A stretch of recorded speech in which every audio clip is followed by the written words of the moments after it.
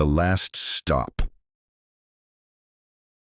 You know that feeling when you're alone on the subway late at night, when the fluorescent lights flicker just enough to make you question what you're seeing in the shadows between the cars.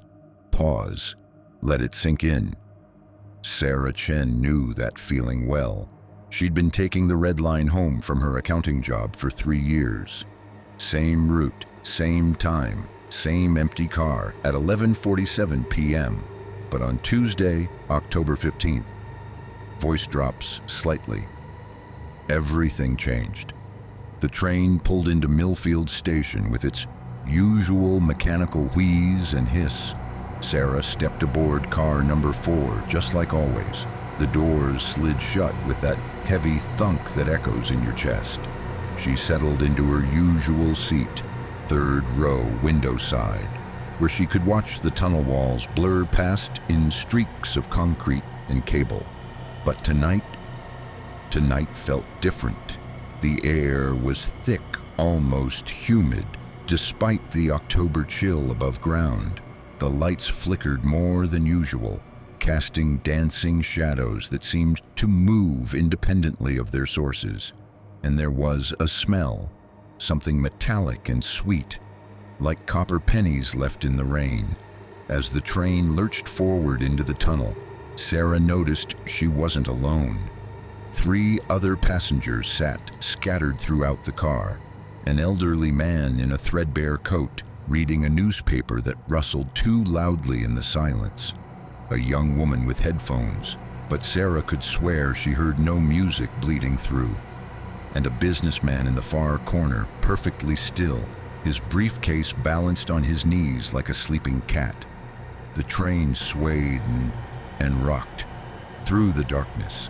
Station after station flashed by. Oakwood, Pine Street, Central Square. Each time the doors opened with that pneumatic hiss, but no one got on. Sarah checked her phone. 11:52 p.m. The next stop should be hers, Riverside Avenue. But when she looked up at the electronic display above the doors, the letters seemed to shimmer and blur. Instead of next stop Riverside Avenue, the screen flickered between random symbols, circles within circles, lines that connected to nothing.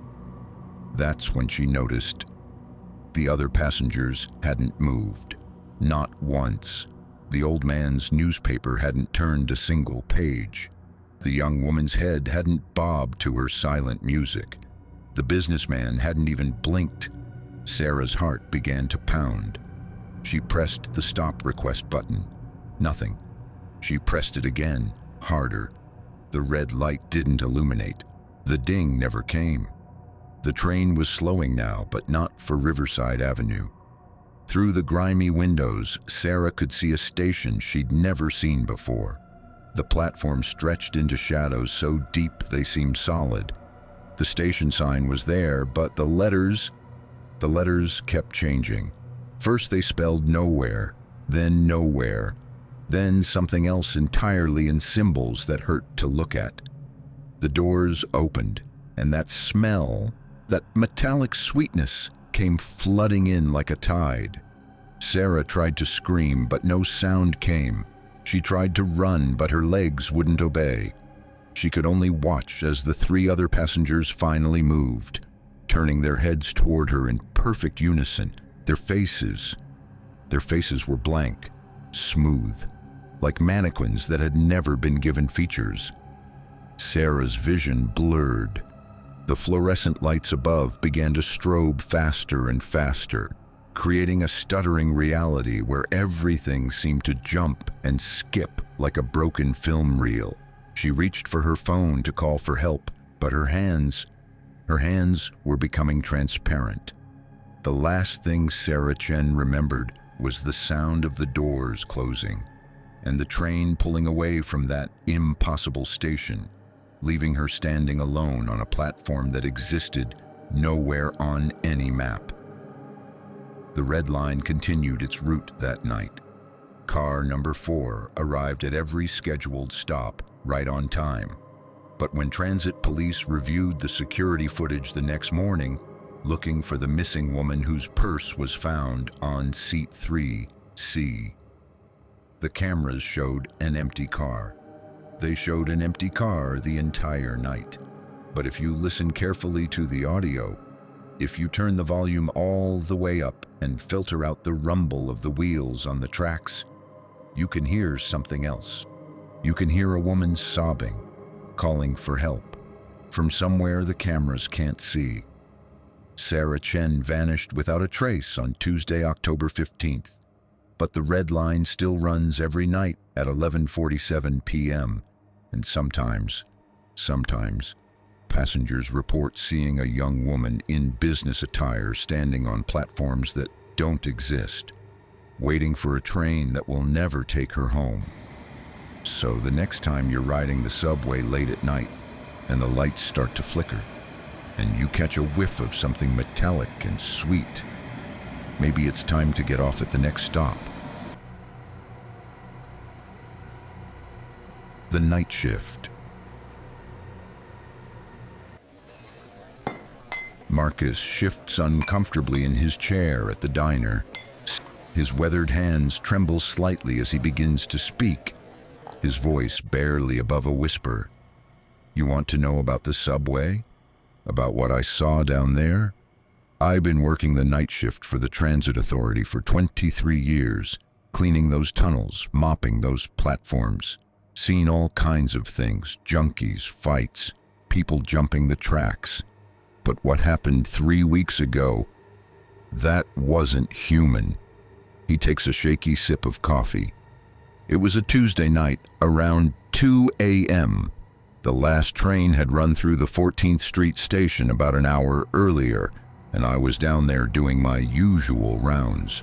You know how quiet those tunnels get after midnight. Not just quiet, but dead quiet, like the whole city just holds its breath. I was mopping near the far end of the platform when I heard it first. Footsteps, but not regular footsteps. These were wrong. Too light, like someone walking on their tiptoes, but also too rhythmic. Step, pause, pause, step, pause, pause. Always the same pattern. Marcus's eyes dart to the window. Checking the darkness outside, I called out, "Hello?" "Station's closed." But the footsteps just stopped. Complete silence. I figured it was some homeless guy who'd found a way down, so I grabbed my flashlight and headed toward the sound. The thing about those old subway tunnels, they play tricks on you. Sound bounces weird, shadows move where they shouldn't. But I'd been down there long enough to know the difference between tricks and something else. I'm walking along the platform, my footsteps echoing, when I see her. At first, just a shape in the distance, standing perfectly still by the edge where the platform drops into the tunnel. A woman in what looked like an old-fashioned dress, the kind they wore maybe 50, 60 years ago. Her back was to me. He pauses, wiping sweat from his forehead. Despite the cool air, "Miss," I called out. "You can't be down here." But she didn't move. Didn't even seem to hear me. So I got closer, maybe 30 feet away, when I realized something that made my blood run cold. She wasn't breathing. I mean, you know how you can tell when someone's alive just by looking at them. The way their shoulders rise and fall, how they shift their weight. She was completely, utterly still, like a statue. That's when I noticed the smell, not the usual subway smell of urine and garbage and metal. This was sweet and rotten at the same time, like flowers left too long in a grave. It got stronger as I got closer. Marcus's voice drops even lower. I was maybe 20 feet away when she started to turn around. But she turned wrong. Her body stayed facing the tracks, but her head just kept turning, like an owl. I heard her neck cracking with each degree, these wet, grinding sounds. When she finished turning, I saw her face, or what was left of it. He stops, hands shaking more violently now. Her eyes were gone, not closed, not damaged, gone. Just these black holes where they should have been, and something moving inside them, something that looked like wet shadows writhing around.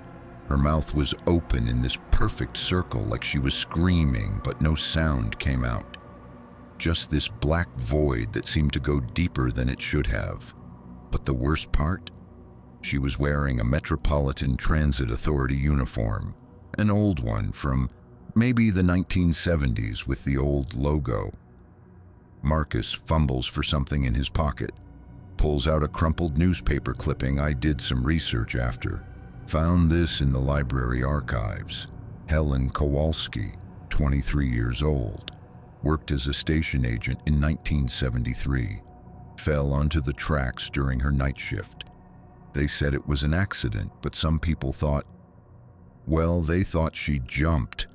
He puts the clipping away, so I'm standing there, staring at this thing that used to be Helen, and she starts walking toward me. But her feet aren't touching the ground. She's floating maybe an inch above the platform, and with each step, the lights above us start flickering. That's when I heard the train. Now I knew the schedule. No trains were supposed to run until 5 a.m. But there it was, that familiar rumble getting louder and louder. The rails started humming, and I could see the headlight coming around the curve in the distance. Helen, or whatever she was, she turned back toward the tracks, and she smiled. Not a human smile, but something that split her face nearly in half, showing these black, rotted teeth. Marcus grips his coffee cup so tight his knuckles are white. The train that came around that corner, it wasn't one of ours. It was old, from decades ago. The kind they used to run in the 70s, all rusted and covered in graffiti that seemed to move in the flickering light. And the windows were full of faces, pale, dead faces pressed against the glass, all staring at me. Helen raised her arm like she was hailing the train, and it started to slow down. As it pulled into the station, I could hear sounds coming from inside. Crying, screaming, but muffled like they were coming from underwater. The doors opened with this long, rusty screech, and Helen stepped on. Just before the doors closed, she turned back to look at me one more time, and she spoke. Marcus's voice becomes barely audible. She said, "The night shift never ends, Marcus. Never ends." The train pulled away, and as the last car disappeared into the tunnel, all the lights in the station went out at once. I was standing there in complete darkness, with just the smell of death and flowers hanging in the air. He reaches across the table, grabbing the listener's arm. I ran, 47 years old, and I ran like a teenager being chased by the cops. Didn't stop until I was up on the street, gasping in the cold air under the streetlights. Marcus lets go, sits back. I called in sick the next day, and the day after that. When I finally went back, I put in for a transfer, daytime, cleaning only. My supervisor asked why, and I just told him I was getting too old for the night shift. But here's the thing that keeps me awake. 2 weeks after that night, I was reading the employee bulletin board, and I saw a notice. They were looking for Helen Kowalski's personnel file for some kind of archival project. When they went to pull it, the file was empty, completely empty, like she never existed. He stands up, throwing money on the table. I drive past that station sometimes during the day. It looks normal, people coming and going, trains running on schedule. But at night, I've seen the lights flickering down there, and sometimes, if you listen real close when a train pulls in after midnight, you can hear something else mixed in with the regular sounds. You can hear crying. Marcus heads toward the door, then turns back. They offered me overtime last week, double pay to work some night shifts. I told them I'd rather quit. Some things aren't worth any amount of money. He pauses at the door. If you ever find yourself on the platform at 14th Street after 2 a.m. and you see a woman in an old MTA uniform, don't call out to her. Don't try to help. Just run, because the night shift never ends, and Helen's still looking for company. The bell above the diner door chimes as Marcus disappears into the darkness outside, leaving only the lingering scent of coffee and the echo of his words hanging in the air. 3 days later, the morning news would report that Marcus Rivera, a 23-year veteran of the Metropolitan Transit Authority, had been found dead on the tracks at 14th Street Station. The official cause was listed as an accident, though investigators noted it was unusual for him to be there during his scheduled day off. His body was discovered at exactly 2:07 a.m.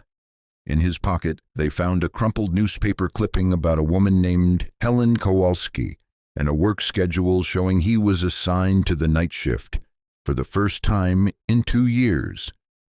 The schedule was dated for the night he died.